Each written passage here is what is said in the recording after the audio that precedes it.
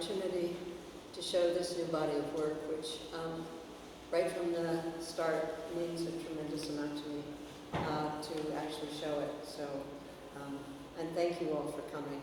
It also means a tremendous amount to me to have you here and having you surrounded by all of this. So I hope you get the calm vibe that some of them might be giving out, hopefully. Anyway, I'm going to start by showing you this picture. This is a cushion moss. When I was 6 years old, my father took me up a hill, and we saw this moss, and he leaned over and he said, "Shh, the fox lives under there." Under there, that's where he goes in the evening. He hides there. I believed him. I totally believed him. And I think that having that opportunity at the age of 6 to believe in the miraculous and not even question my father that the moss was this big and the fox was this big. So never crossed my mind that would be an issue. You know, he'd somehow find a way in to his place under the moss. So that just sort of starts this conversation, I think, because I want, and I'm going to be referring to this book because I always like to know what I'm saying, and sometimes I lose my place, so please forgive me. But that's really why I want to begin this talk with saying, why do we make art? Why painting? Are we shaped by our past? Do we think about who we are now because of who our parents were, who our brothers were, our sisters, or maybe we were solo? Those things, do they stick to you, or do you refuse them? Both things, you know, going away or embracing where we've come from makes a huge difference in what we do as adults. My parents loved nature and took us on many nature trips, and you know, just literally around the fields where we live near, and pointed out things to us, and then you know, we would go every Saturday to the Audubon Club and look at birds, you know, when we were young enough to be taken places and not refuse. But anyway, I'm just saying that was the beginning of really taking it in. And so that when I first decided to paint, I mean, I always did as a kid. My first painting was of of a weed or of some piece of grass, and then another one was I was babysitting for a kid, and I took a picture, you know, and then I did a painting of him, you know, amongst all these flowers. And I was thinking, you know, why would I bother to do that? Well, I guess I'm interested in color and what's going to happen. So when you put color next to other colors. So I began to make paintings that I could see things and then make paintings from those things, like flowers and trees and, you know, like this early Neely, and, you know, just landscape, you know, loving the land. Well, I started, I think when it happened when I started thinking about the world a little bit more, and I was a little bit older and thought that there was something going on in the world that I needed to take advantage of in terms of my painting and think carefully about how I wanted to present it, and that was climate change. And that gave me the opportunity to look at things that I could not see, things like aquifers, Olegala aquifers. aquifer in the West, covering 8 states, was losing its water. People were not being able to use it agriculturally. You know, that was something that became very interesting to me, and I could begin to start imagining what it was like to see an aquifer. No one had ever seen it because it's under the ground. So it was free, so to speak. I could do anything I wanted, and no one would say, "No, that's not what an aquifer looks like. It looks like this." No, I had my own rights to it. It was so wonderful in that way. And that was 2000? I think it was, yeah. It was. It began in 2000 that I started doing this, and also when I came to Maine, there was another thing that happened, and this was very powerful. I met my husband, and he had a place in Jonesport, and I went to Jonesport, and it was just knocked down gorgeous. It was just absolutely looking out at the water, looking at the trees behind it, everything was perfect. And I tried to paint it. I tried to be a landscape painter, and I failed miserably. I thought I failed so badly. I said, I'm just not going to do this anymore. I am going to just look and see what I'm looking at and what I'm seeing, and enjoy it for that, and turn my attention to my imagination. And that was a huge turning point for me, because then I could do anything. It was as if I could begin to have painting teaching me, becoming something that was surprising me all the time. What is the part of painting that we think about when we're looking at a painting? We look at whether it's flat or 3D, with color, shape, light, shadow. Look at those things. Well, I was free. I could then tell stories. I could tell stories with my paintings. It was magic. It was like I was in charge. Nature was no longer in charge. I was in charge of the ideas that were coming through me. And I think that became a moment when I started believing in opposites. Like when I was painting, it was really important to me to have beauty and foreboding, or maybe fear in my painting, and joy, to have to rotate back and forth between those movements. And that was, as I churned around ideas and put them into pores and marks and strokes, that was something that was really important. The opposite parts of things. You were saying 2000, that's also when I started pouring. And I think before then I was doing these landscapes, and then I just started taking a canvas outside and just mixing up a whole bunch of colors and just whipping them onto the canvas and moving them and seeing what I had, and seeing what the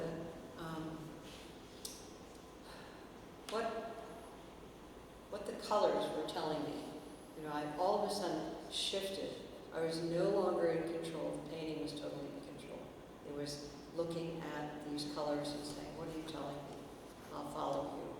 And that came first. And then the second thing that came was the idea of an idea.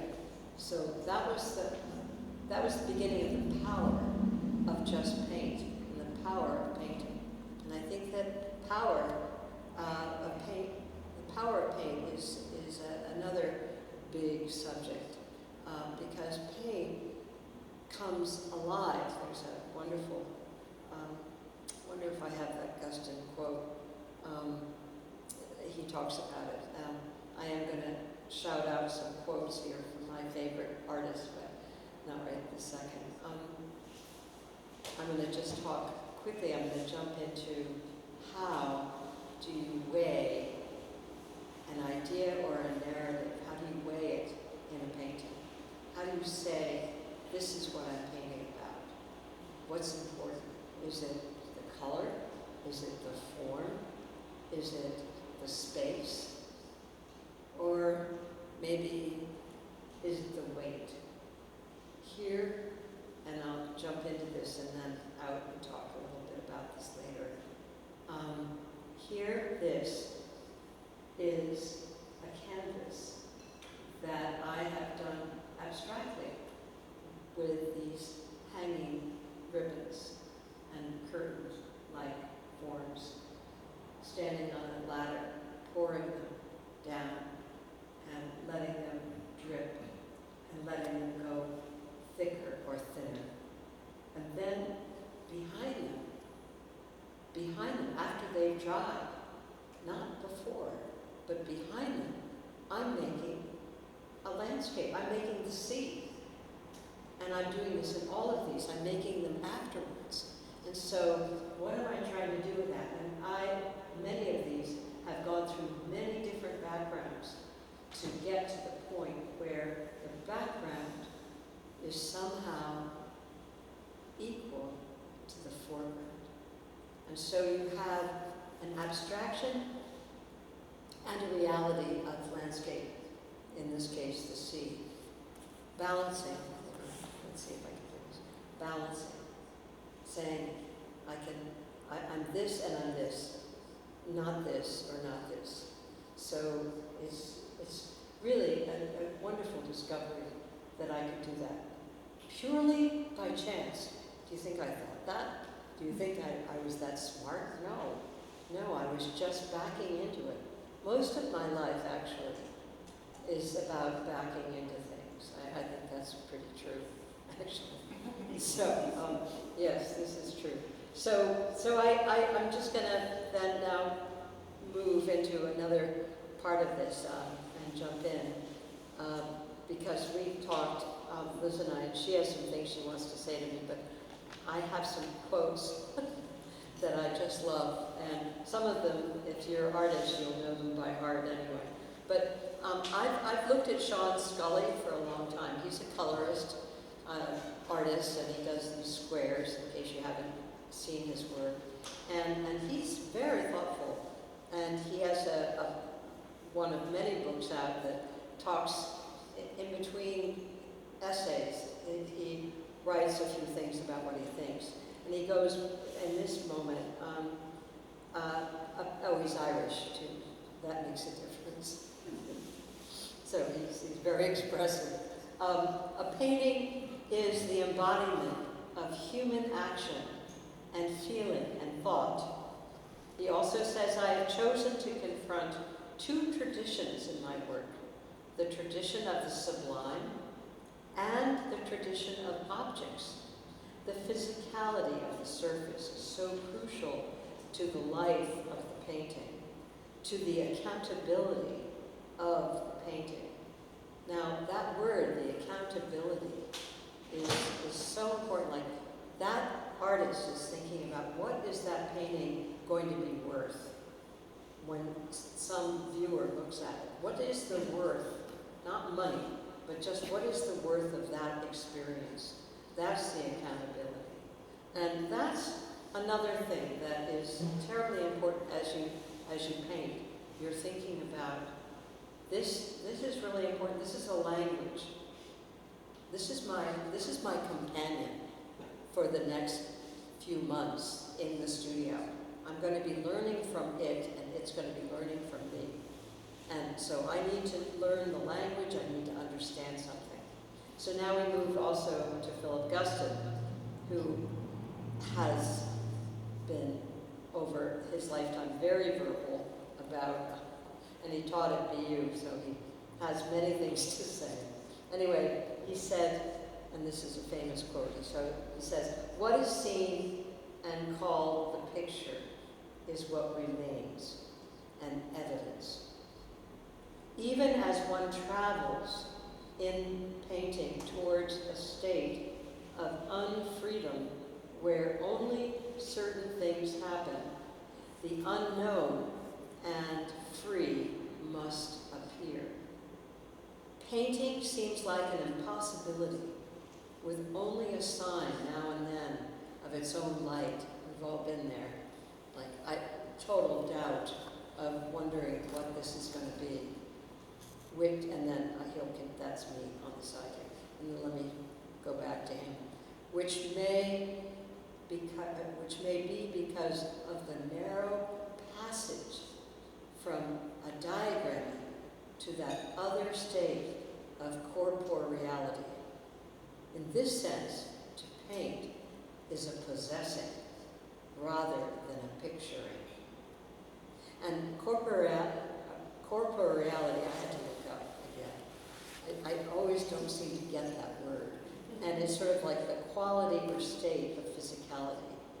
Not an idea or not a spirit, but something down to earth, something that really exists.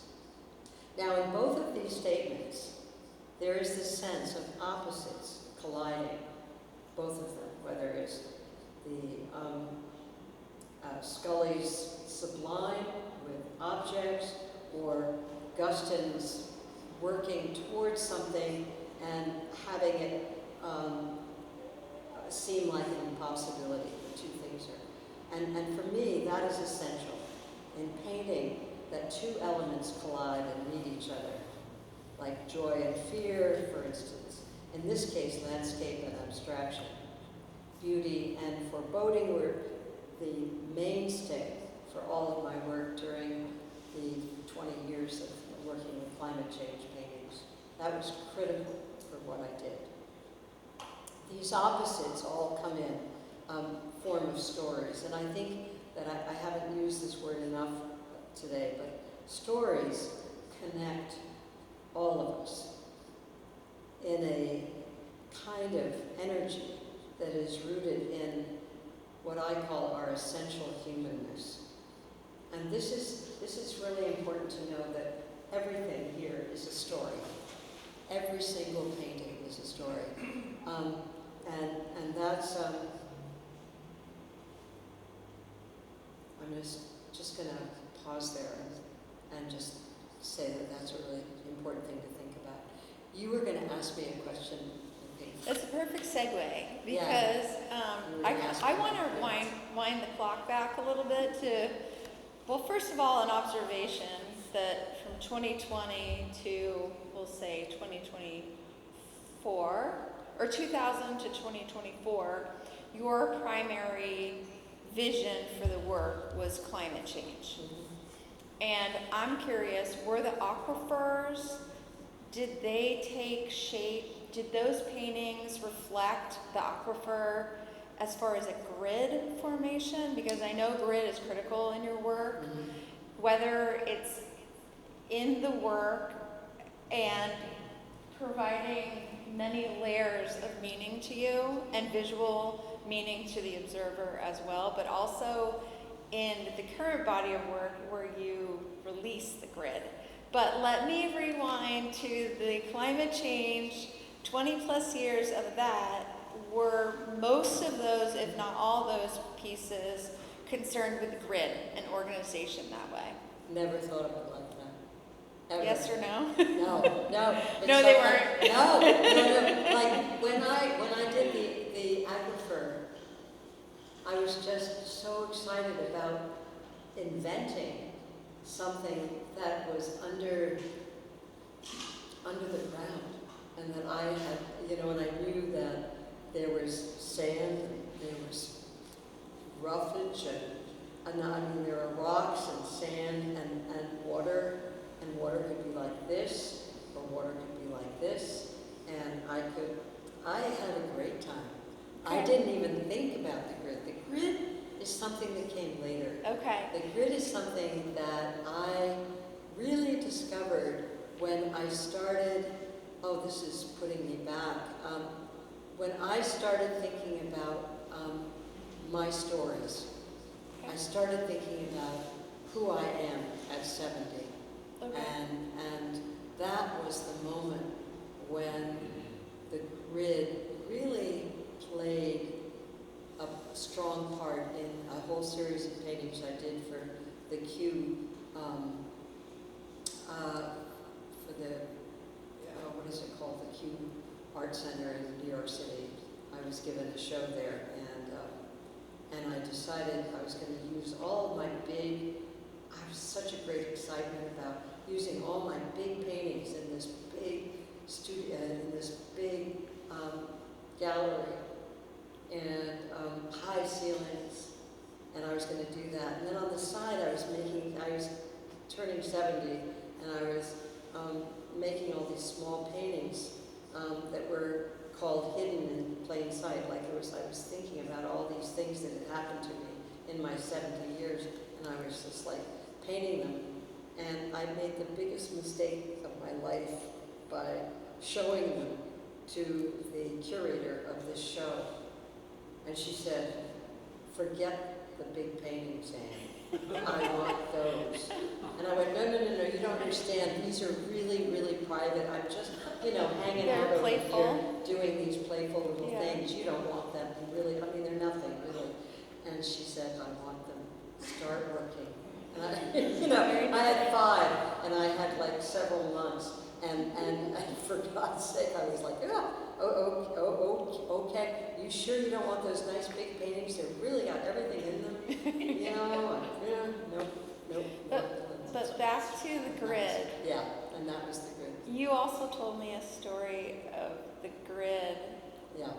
More personal. Oh yeah. Do you mind sharing that? No, I don't mind at all. When I was a kid, like that 6-year-old kid and younger, I was smart, and I was also really pretty. And my parents knew that, but I didn't. And there came a moment in my life and theirs where they asked my parents, Kodak, asked my parents if they would mind if I was in this advertisement that they wanted to do. And my parents declined it. They said, "No, we don't want our daughter into doing that kind of false beauty thing. Just let her grow up and be who she is."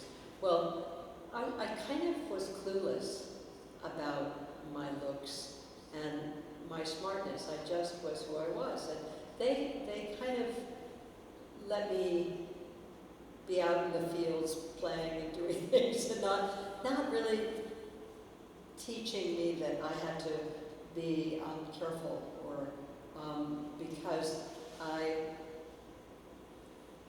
don't know how to say it, and I don't say it. Probably I don't say it well in this little thing I did about the wonder of the grid, but let me just see. I think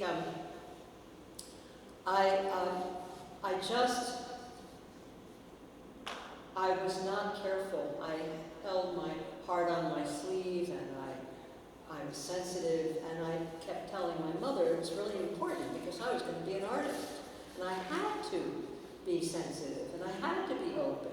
And so why would I want to create a wall, which is what she was hoping I would create. And she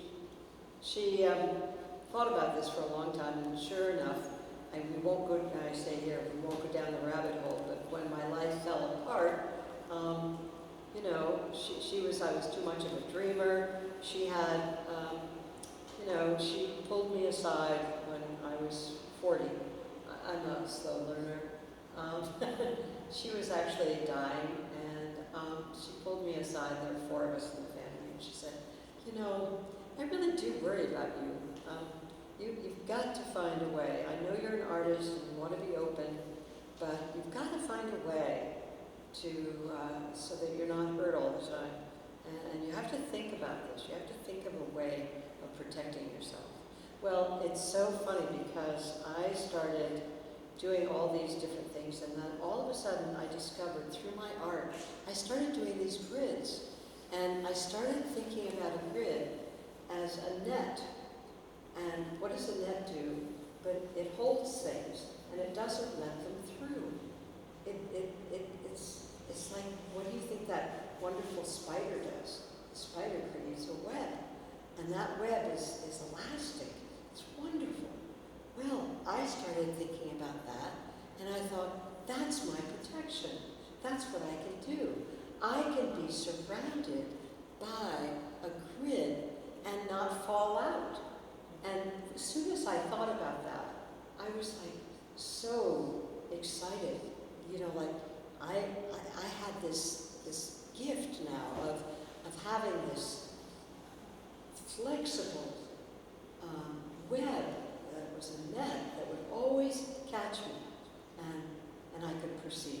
And I just do this stuff for my mom and said, I got it covered. Got it covered.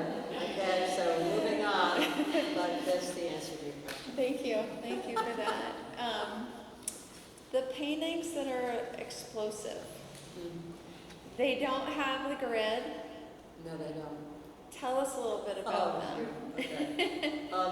This painting was done just after, when I could paint. Probably still reacting to chemo.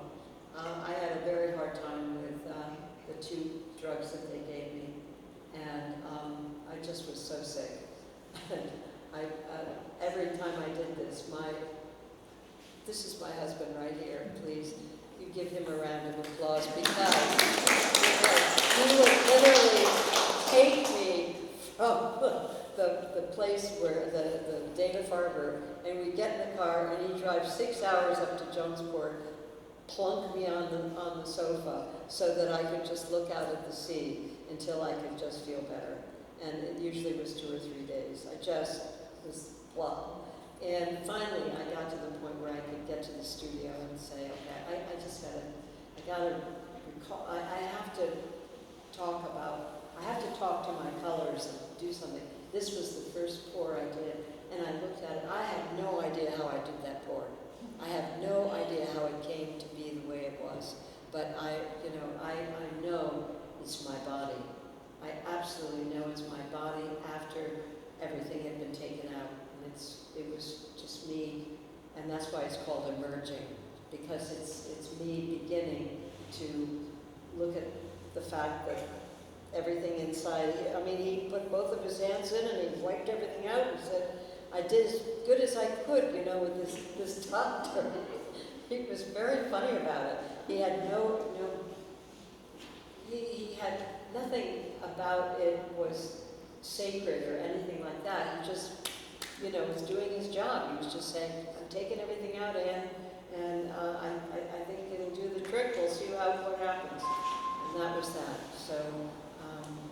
So that's the story of that one. And then that gave birth to the veils. Well, the veils, the veils are very interesting. There was another piece like this called Eruption, and that is in the back room, and that was sort of looking out at nature and saying, you have the same problem, nature. We are destroying you, and so there's an eruption there. And I had to do that one because I was paying homage to the natural world that I loved and lived in. But this, the next step was to think about what I needed to do to become stronger and to be braver and have more courage to be in the world again after this, after chemo, and assuming that I would be successful and be continuing in remission, which I am in. And so I decided that I happened to be given the same, I just want to digress for a second. Sorry, we have bugs. I've got this bug trying to do this. The same week I found out that I had cancer, I also found out that I was a recipient of the Sharp Willemis studio program. Out of 2,000 people, I was chosen to be one of the 16 artists to spend a year in Brooklyn with a free studio. And it was so extraordinary to me to have these two things, you know, that I literally walked into Dana-Farber and said, who can see me right now? I need somebody right now. And then I said, okay, fine, Dr. Horowitz, just handle this, will you? Because I have to be in Brooklyn for my first fellowship that I've ever won in my life. And he was quite wonderful about that. So he did his job, and then I got to Brooklyn a little late. I must say, it started in November instead of September. But when I got there, I started thinking about how I could do this when I was still feeling not so great. Well, the first painting I did was down at the end here, that last one, and that's called In the Morning Eye. And it's a very big painting, and it has yellow light coming right down the middle of it. And that painting was really the breakthrough painting for me. It said, I was missing Jones Port. I kept thinking about the light, and so I started putting these pores all around it. I was told that I couldn't do pores in the studio because the floors and all that jazz. So I covered the floors, and I, made everything so that no one would know. And I borrowed the ladder and quietly did it. It was so exciting. So that was the first. I love disobeying, I mean, even though I'm in my 70s, like, I can do this. And no one, they didn't care in the end. So anyway, so that was the first one. And then I started really getting, at the end of the year, that didn't come for a while.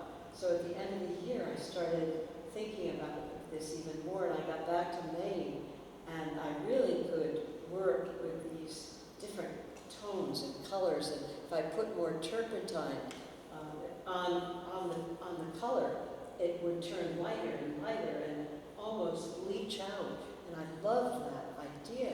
So I kept putting them all on, and then I looked, and I had 3 or 4 paintings that had all of these ribbons, and I thought, okay, all right, now what?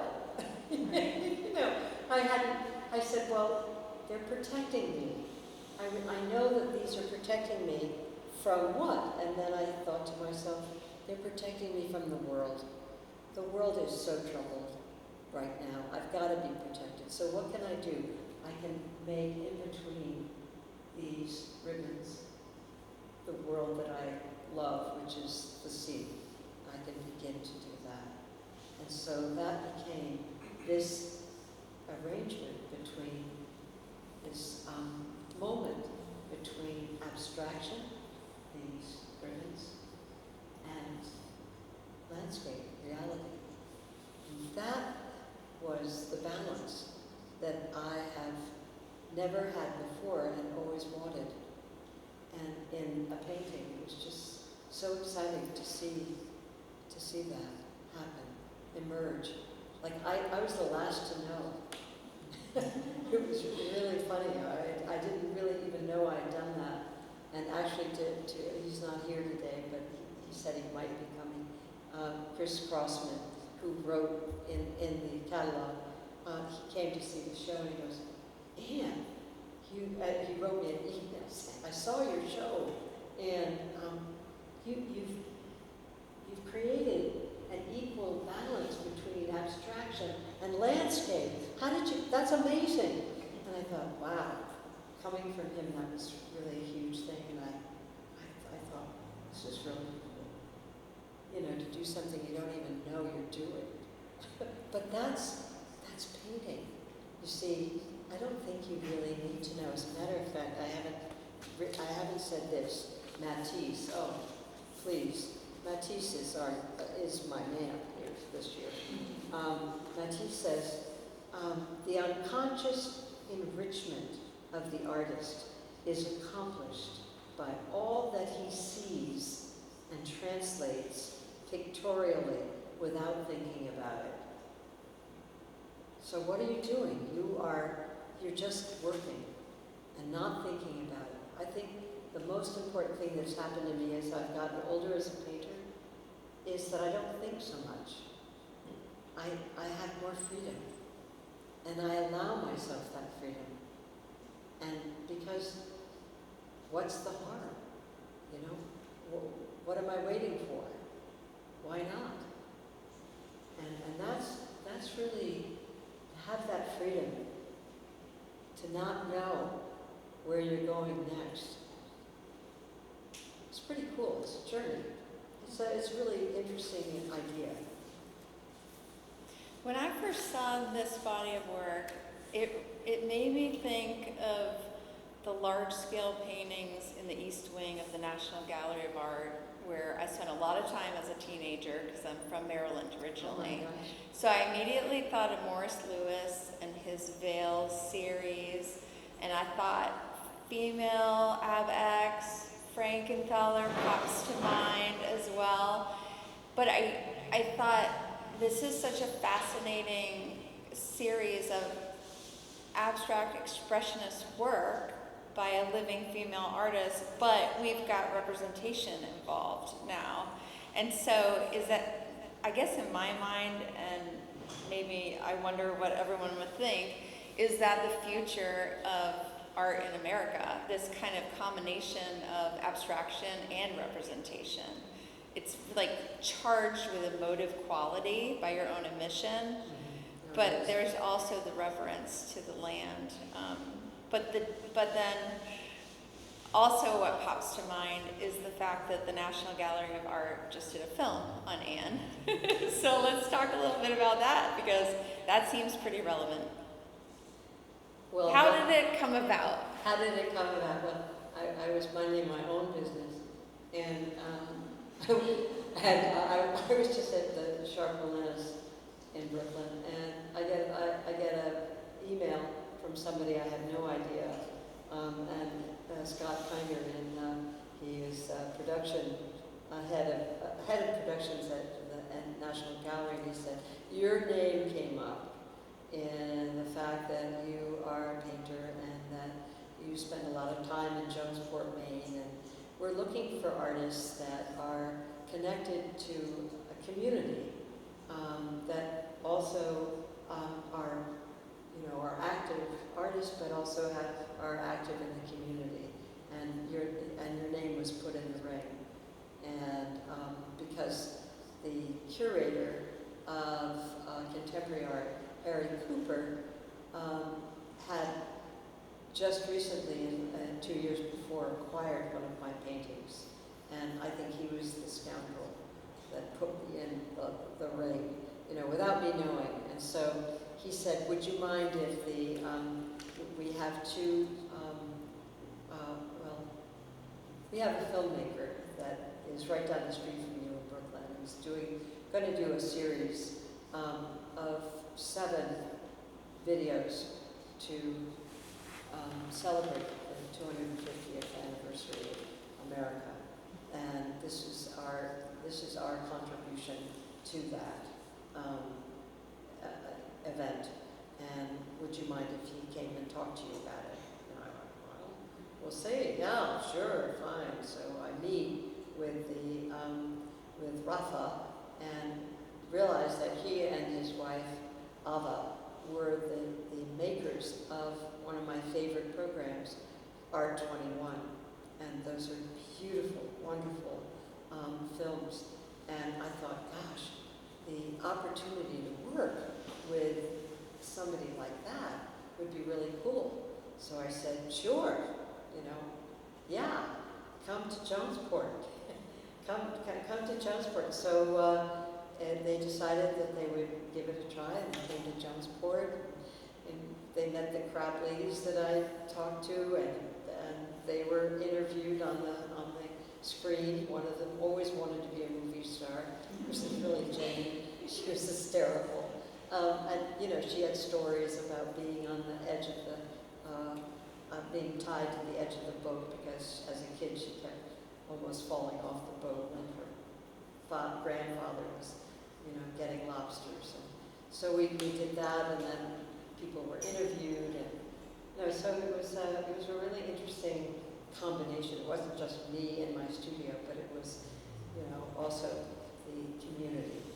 And that seemed to be a special Yeah. combination of things. So. Yeah, it's an exciting film, and Yeah, it will be it's shown. coming out. October, November, it's Okay. being put, it's going to be released with the 6 other ones it's going to be online on the National Gallery's YouTube, and will be part of a celebration that they do. But right now, guess what? I told the Portland Museum of Art that I had this and that I would love to share it with them. And the National Gallery was very excited about other people seeing the show, sorry, not show, it's not a show, but the video, because the video talks a little bit about, not only about my painting, but about my cancer. And it was important that they looked at, that they could give people from Maine an opportunity just to look and know that, if you have cancer, it's not the end of the world, that you can celebrate life in a way that's really meaningful, because you are given the gift of life every time you're in remission. And that is extraordinary. It becomes more extraordinary than I've ever known before my experience with cancer. So that was pretty exciting. Thank you. Yeah. Thank you. Yeah. Should we open it up to any I questions? think we gotta open it up, because Let's open it otherwise up. you're gonna have to see all of my postcards. But I'm hopeless. I'm a teacher too. I was a teacher for 40 years, so I had all these things. But let me just show one. Okay. Because Sure. Wait, there goes Las Meninas, which is famous. But I had, where's that here? Yes. When I was really young, I saw this painting. And I tell you, it was so exciting for me to see a painting that went like this in the red. I mean, that, unbelievable. Like it could be both a table and a wall. How did he do that? How was that even accepted at that time in 1908? And this was huge. So when I turned 70, Shulkin's collection, excuse me, Shulkin's collection was gathered together after Shulkin was in Russia, and when Russia was torn apart and became communist, all of his collections, he had 36 Matisses in one room. Everything was taken out of his mansion or his castle or whatever and put in various different places all over Russia. And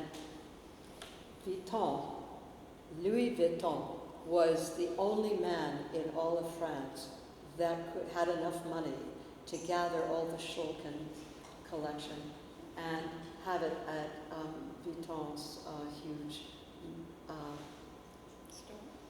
his huge museum. So I decided for my 70th birthday, I looked up, and it was $400 round trip to go to Paris. I was there. I went, and I saw this again at 70, and it had the same effect on me. I went, whoop, like, whoa, and you just, somehow you hold on to things like that when you are a painter, and you remember what you saw when you were 19 and what you're seeing again at 70. It's really important.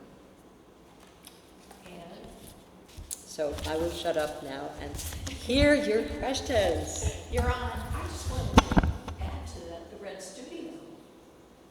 The Matisse at the Red Studio, where everything is red. Yes, that's the other one. Okay. Yeah, yes. Even This is more the, so, yeah, the whole thing is red, yeah. This was the, this is called, Harmony in Red. It was the first one. But the Red Studio, you're absolutely right. Yes, yes. Good for you. Anybody have a question? You look like you might have a question. You have your, yes, you're going like this.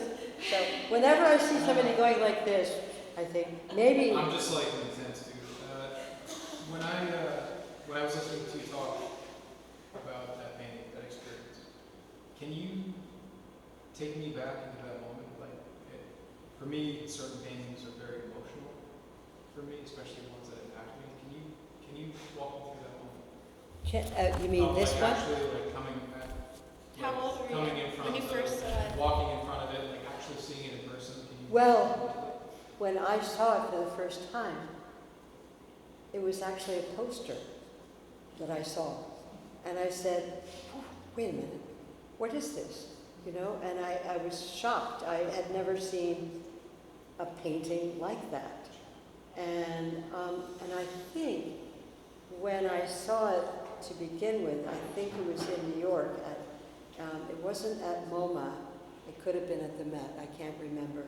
But I remember just bathing in it.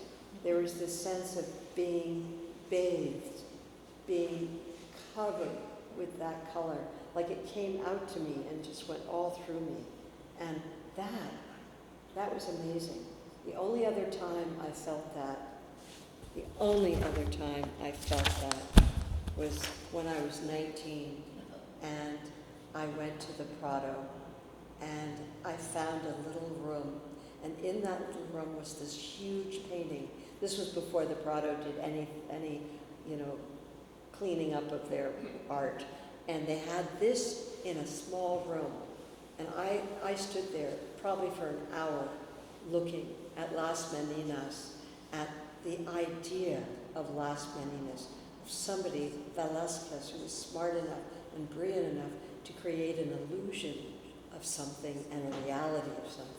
I thought, how could somebody do that in the 1600s? How could they think like that when they were still, they didn't have electricity? It was really something. So those were those two moments in my life where I was thinking of just being stripped of everything I knew and being taken, filled with this painting. Like every painter, I think, alive would love that to happen. I'd love every single one of you to go, wow! Wouldn't that be amazing, right? You just think, whew, I am in between those ribbons and going into the sea. No, but really, that's what a painter always wants to make sure that you feel the feelings that you have painted on there. But did it diminish seeing the actual painting? No. I think he was asking about how you felt about that. No, I was never diminished. No, when I saw the actual painting, Yeah, I was equally, I was back in that moment. And it was two moments, because it was the moment of seeing the poster and the moment of seeing the painting. So it's big enough to be yeah, and here it was. immersive, right? Yeah, and here it was. Like I'm 70, and I was like only 20 when I saw that. So that's a lot of years in between, and you would think that would guard me or block me or make me think of it more maturely, but no, I was a kid looking at it. First of all, it strikes me that that's the same thing that you said to your mother about being guarded or being unguarded because you wanted to be Yeah. This isn't so much a question, it's sort of a free association. She'll try to turn into a question. You have to talk louder so Sorry. everybody can hear you, including And me. when you held up the Velázquez in front of that painting, I'm struck by how the back of Velázquez's canvas looks like your ribbons. And in the Velázquez, he shows you these layers of space, and he forces you to come to the front. Am I loud enough? And then to go back to the back of the room.